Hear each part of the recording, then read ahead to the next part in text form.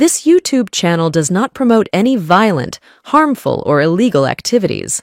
All content provided by this channel is meant for an educational purpose only.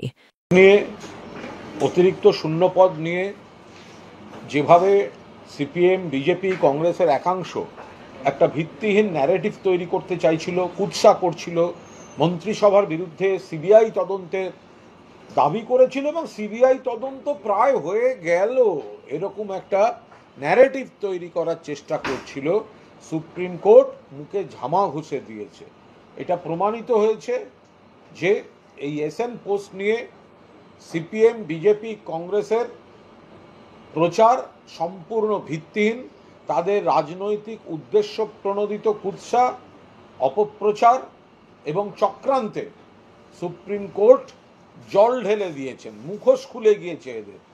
Supreme court স্পষ্ট বলে দিয়েছেন CBI তদন্তের কোনো প্রশ্ন ওঠে না, মন্ত্রিসভার সিদ্ধান্ত রাজ্যপাল অনুমোদন করেছেন এবং যুক্তরাষ্ট্রীয় এই কাঠামোয় এভাবে এই ধরনের কাজ করা যায় না। ফলে যেগুলো সিপিএম বিজেপি বলে আসছিল সেই কথাগুলো যে কতখানি অসার বস্তু, মানুষকে বিভ্রান্ত করার জন্য, গোয়েবেলসীয় প্রচারের জন্য এগুলো বলা হচ্ছিল, সেটা আজ সুপ্রিম কোর্টের রায় একেবারে স্পষ্ট হয়ে গিয়েছে। নেতাজি মুখ্যমন্ত্রী যোগ্যদের পাশে থাকার পাশাপাশি যে একটা অংশ বলছে যে অযোগ্যদের পাশেও তিনি আবার দাঁড়াচ্ছেন এবং তা নিয়ে প্রচণ্ড সমালোচনার ঝড় তুলছে। দেখুন, এগুলো মাননীয় মুখ্যমন্ত্রী কাল এই বিপন্নদের পাশে দাঁড়িয়ে নেতাজি ইন্ডোরে সবিস্তারে বলেছেন।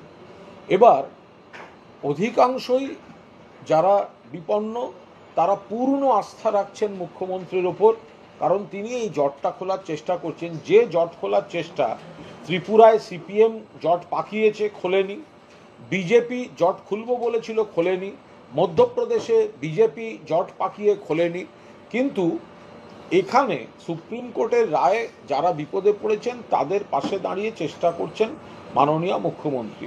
অধিকাংশই পুরোদস্তুর তার উপর আস্থা রাখছেন, কিন্তু কিছু অংশ একেবারে সিপিএম বিজেপির প্ররোচনায় যারা বিভ্রান্ত হচ্ছেন, তারা দু একজন বিপথে চালিত হচ্ছেন।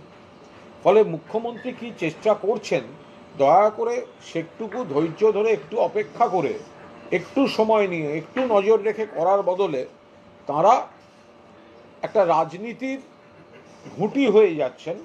সেটা বোধহয় এই সময় জট খোলার চেষ্টা যখন চলছে মাননীয় মুখ্যমন্ত্রীর নেতৃত্বে, তখন বোধহয় এই রাজনৈতিক জটিলতা বা রাজনৈতিক প্ররোচনায় পা না দেওয়াই ভালো।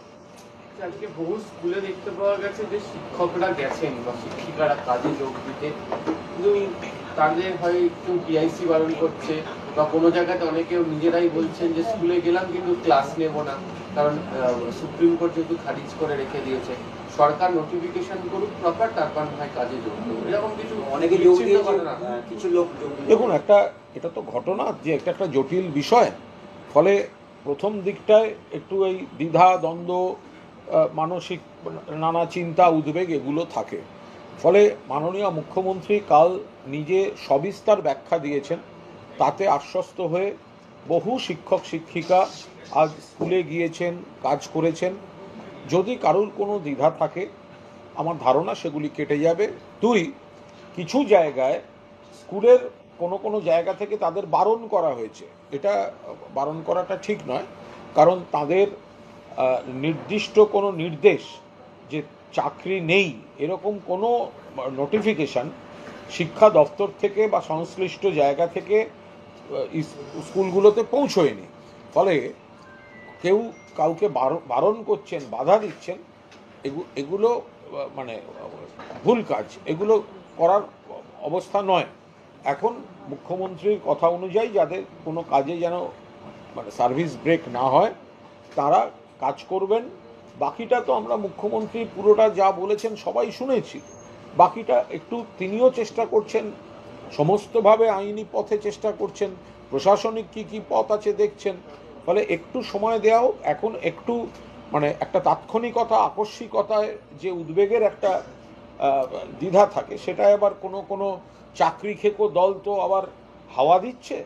ফলে মানুষের মনে কিছু কোথাও একাংশের মনে হয়তো একটু দ্বিধা দ্বন্দ্ব উদ্বেগ কাজ করছে। আমার ধারণা আস্তে আস্তে সেগুলি কেটে যাবে।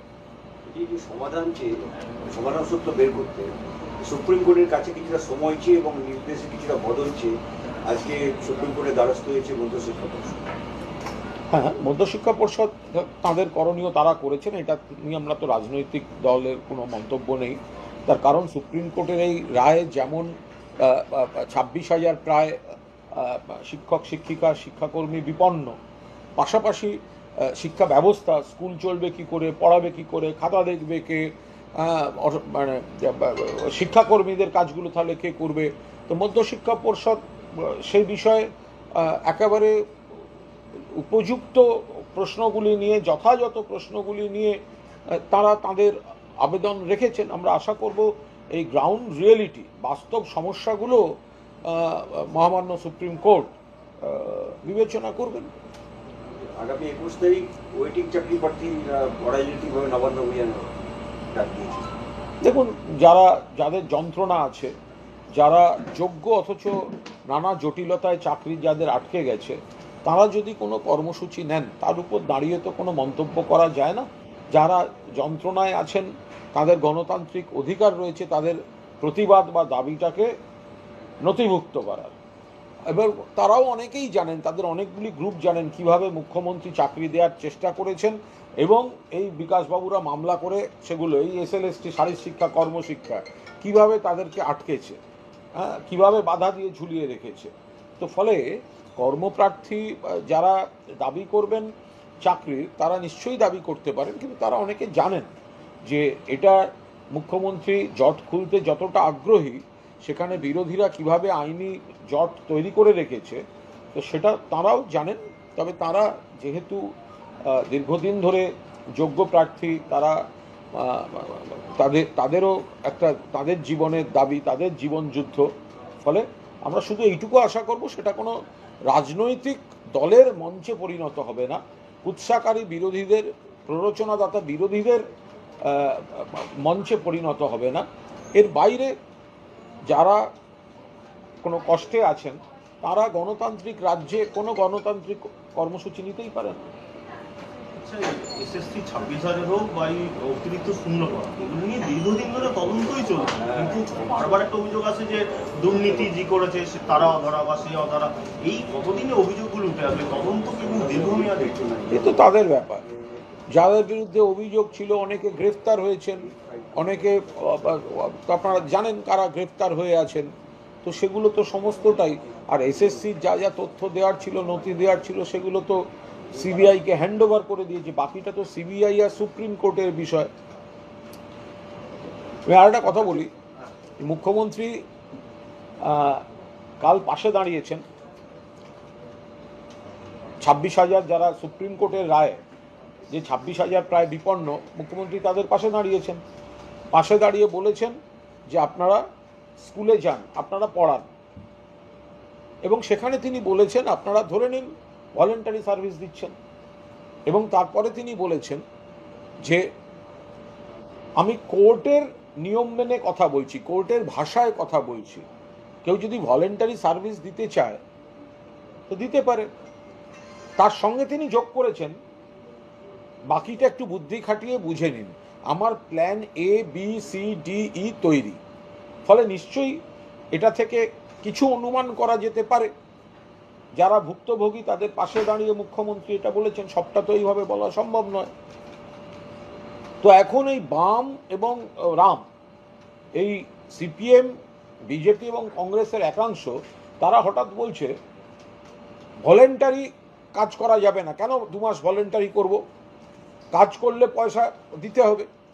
আরে মুখ্যমন্ত্রী, ভলেন্টারিটা তো একটা কোনো তাদের সমাধানের লড়াইয়ের একটা অংশ, সমাধানের জট খোলার সমাধানের লড়াইয়ের একটা পার্ট, এবং তার সঙ্গেও তিনি কিছু শব্দ যোগ করেছেন যারা যেটা বোঝার অনুমান করলে খানিকটা ধাঁচ বোঝা যাবে। কিন্তু এরা প্ররোচনা দিয়ে বলছে, এই CPM আর BJP, যে কেন ভলেন্টারি সার্ভিস। আমি শুধু তাদের জিজ্ঞাসা করি, আজকে আপনাদের মনে হচ্ছে এই CPM আর BJP, কংগ্রেসের একাংশ, আপনাদের মনে হচ্ছে যে স্কুলে গিয়ে পড়ালে কেন বেতন পাবেন না, যদিও মুখ্যমন্ত্রীর কথা বিকৃতভাবে ব্যবহার হচ্ছে। এই শব্দটার আগে, ভলেন্টারি শব্দটার আগে এবং পরে মুখ্যমন্ত্রীর কিছু শব্দ ছিল, ওরা জেনে শুনে বিকৃতভাবে প্রয়োগ করছে বলেই আমি এই প্রশ্নটা রাখছি। যে 2 মাস ভলেন্টারি বলে আপনারা একটা বিকৃত প্রচার করে যে প্ররোচনা দিচ্ছেন, তাই বামরাম শিক্ষকদের জিজ্ঞাসা করি, যখন করোনার সময় দিনের পর দিন স্কুল বন্ধ ছিল, ক্লাস নিতে হয়নি, আর অনেক রাজ্যে বেতন অনিয়মিত হয়ে গেছিল, তখন যখন মমতা বন্দ্যোপাধ্যায় এবং তার সরকার নির্দিষ্ট তারিখে পুরো বেতন দিয়েছে, স্কুল যেতে হয়নি, ক্লাস নিতে হয়নি, তখন মনে আসেনি যে পড়াচ্ছি না তাহলে বেতন নেব কেন? তাহলে বামরাম তখন বেতনগুলো নিলেন কেন, ফেরত দিলেন না কেন? আজকে যদি আপনারা একটা স্ট্র্যাটেজির একটা পার্ট, একটা আইনি রণকৌশলের একটা সমাধান সূত্র খোঁজার একটা পার্ট, যে একটা যে ভলেন্টারি সার্ভিস আপনারা দিন, বাকিটা একটু বুদ্ধি খাটিয়ে আমার প্ল্যানগুলোর জন্য ওয়েট করুন। আপনারা ডিস্টর্ট করলেন করে ভলেন্টারি শব্দটা আগে দিয়ে আপনারা বললেন যে পড়ালে কেন বেতন পাবো না। তাহলে আমি সেই বামরামকে জিজ্ঞেস করছি, তাহলে পড়াতে যখন হয়নি তখন বেতনটা নিয়ে গেছিলেন কেন? কেন নিয়ে গেছিলেন? তখন মনে হয়নি স্কুল বন্ধ, চারপাশে সংকট, অসংগঠিত ক্ষেত্রের মানুষ, শ্রমজীবী মানুষ, কৃষক, তাদের উপর নানা সংকট, মুখ্যমন্ত্রী তাদের পাশে যেমন দাঁড়িয়েছেন, আপনাদেরও একদিনের বেতন পর্যন্ত কাটা হয়নি। ফলে যারা এই ধরনের অপপ্রচার করবেন তার আগে এর ব্যাখ্যাটা দেবেন এবং ভাববেন যে আপনারা মাসের পর মাস কোনো ক্লাস নেননি, এই সরকার কিন্তু আপনাদের বসিয়ে বসিয়ে গোটা মাইনেটা দিয়েছে। আজকে যে মধ্যশিক্ষা বোর্ড সুপ্রিম কোর্টে গেল, সেটা নিয়ে বিকাশ রঞ্জন ভট্টাচার্য বলছে মনে হচ্ছে যে আবেদন গ্রাহ্য হবে না। উনি একটা প্রস্তাব দিচ্ছেন যে বিকাশবাবুর এত আইনি ওকালতি, এত ওকালতির যে কৃতিত্ব, সেটা ত্রিপুরায় সিপিএম জমানায় 10,323কে বাঁচাতে ব্যবহার করলেন না কেন? এই ব্যাখ্যাটা কেউ চাইবেন? বিকাশবাবুর যে এত জ্ঞান, চাকরি খাওয়ার জ্ঞান, ঠিক বেঠিকের জ্ঞান, যোগ্য অযোগ্যের জ্ঞান, ত্রিপুরায় যখন যে রাজ্যে একটা সময় এই বিকাশ ভট্টাচার্য অ্যাডভোকেট জেনারেল ছিলেন, যদিও তার সময়ের এটা নয়, তার পার্টির এটা, তো সেই বিকাশ ভট্টাচার্যের পার্টি সিপিএম এর জমানায় ওইটুকু ছোট্ট রাজ্য ত্রিপুরা পুরো প্যানেল বাতিল হলো শিক্ষকদের 10,323। তখন এই উকিলরা, এই সিপিএম এর উকিলরা সুপ্রিম কোর্টে গিয়ে বলল কয়েকজনের ভুলের জন্য সকলের চাকরি চলে যেতে পারে না, গোটা প্যানেল বাতিল হতে পারে না। আজকে ঠিক উল্টো কথা বলছেন। আমার বক্তব্য, বিকাশবাবু যে কথায় কথায় চাকরি খাওয়ার সমর্থনে এত যুক্তি দিচ্ছেন, আপনার এত জ্ঞান, আপনি তো সত্যি আইনের সমুদ্র, কিন্তু আপনি ত্রিপুরার 10,323 জনকে বাঁচাতে পারলেন না কেন? আপনার জ্ঞানটা বাঁচানোই গেল না, আপনার জ্ঞানটা পুরোটা মারায় কাজ করছে। 10,323 সিপিএম জমানায় অনিয়মের জন্য প্যানেল খারিজ হয়েছে, তাদের কেন বাঁচাতে পারলেন না বিকাশ ভট্টাচার্যরা? বিজেপি বলেছিল তারা এসে বাঁচাবে, তারাও কিছু করেনি, শেষ হাহাকার চলছে ত্রিপুরায়। আর এখানে মমতা বন্দ্যোপাধ্যায় তাদের পাশে দাঁড়াবার চেষ্টা করছেন, জটটা খুলে চাকরিটা দেওয়ার চেষ্টা করছেন, চাকরিটা রাখার চেষ্টা করছেন। ত্রিপুরায় যারা চাকরি খেয়ে চাকরি বাঁচাতে পারেনি তাদের প্রতিনিধিত্ব করছেন বিকাশ রঞ্জন ভট্টাচার্য। তিনি ত্রিপুরায় তাঁর সরকারের, তাঁদের দলের সরকারের অনিয়মের জন্য ছেলেদের চাকরি গেছে সেটা বাঁচাতে পারেননি, আর এখন পণ্ডিতি ফলাতে চাকরি খাওয়ার রাজনীতি করছেন। এদের আইনি যা দক্ষতা, বাঁচাবার নয়, মারার।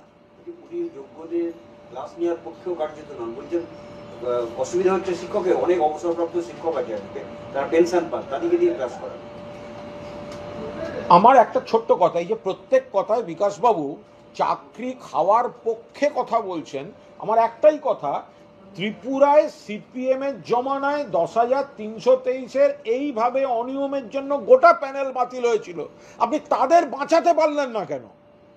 তাদের বাঁচাতে পারলেন না কেন? আপনি এখানে জ্ঞান দিচ্ছেন, আপনি এখানে কেন জ্ঞান দিচ্ছেন? ত্রিপুরার মাটিতে একবার যান না, ত্রিপুরার মাটিতে গিয়ে শিক্ষকদের মঞ্চে একবার দাঁড়ান না বিকাশবাবু, যান না ত্রিপুরায় গিয়ে শিক্ষকদের মঞ্চে একবার দাঁড়ান না। আপনি চাকরি খাওয়ার সমর্থনে নানা রকম বিশেষজ্ঞের মতামত দিচ্ছেন। একটাই প্রশ্ন, আপনার এই অগাধ পাণ্ডিত্য, আইনি পাণ্ডিত্য, ত্রিপুরায় সিপিএম জমানায় অনিয়মের জন্য প্যানেল বাতিল হয়ে চাকরি হারানো 10,323 জন শিক্ষক শিক্ষিকার চাকরি বাঁচাতে আপনি তাদের বাঁচাতে পারলেন না কেন? তখন তো সুপ্রিম কোর্টে গিয়ে সিপিএমের সওয়াল ছিল যে কয়েকজনের ভুলের জন্য গোটা প্যানেল বাতিল হতে পারে না। আজকে কেন উল্টো কথা বলছেন যে গোটা প্যানেল বাতিল করতে হবে? সেই কারণেই বলছি, ওনাদের জ্ঞান মানুষকে বাঁচাবার জন্য নয়, ওনাদের জ্ঞান ধ্বংসের জন্য, জটিলতা তৈরির জন্য, মেরে ফেলার জন্য। সিটিএর 313 জন শিক্ষকের বেতন মন্দের নির্দেশ প্রশাসনিক বিষয়, ওখানে যারা আছে তারা বুঝবে। শুভেন্দু অধিকারীকে শর্ত সাপেক্ষে একজন মোতাবাড়ি যাওয়ার অনুমতি দিল কোর্ট যখন দিয়েছে তারা বুঝবেন। যে জায়গাগুলো স্পর্শকাতর, যে জায়গাগুলোয় বিজেপি বারবার গন্ডগোল তৈরি করার চেষ্টা করছে, যেই জায়গাগুলো সম্পর্কে বিকৃত প্রচার করছে, সেখানে যদি কোর্ট মনে করেন যারা প্ররোচনা দিচ্ছে তাদেরকেই ঢুকতে দেবেন, কোর্ট বুঝবে। শুভেন্দু অধিকারী বলছেন যে এপ্রিলের মধ্যে সুপ্রিম কোর্টে যোগ্য তালিকা না দিলে নবান্নের সামনে ধর্ণা করবেন, বিক্ষোভ করবেন। এপ্রিল মাসটা গরম, খুব গরম, মানে ওই সময়টা এমনিতেই ওর মাথা গরম আছে। বিজেপির মধ্যে সব নানা গোষ্ঠী টোষ্ঠীর ব্যাপার রয়েছে।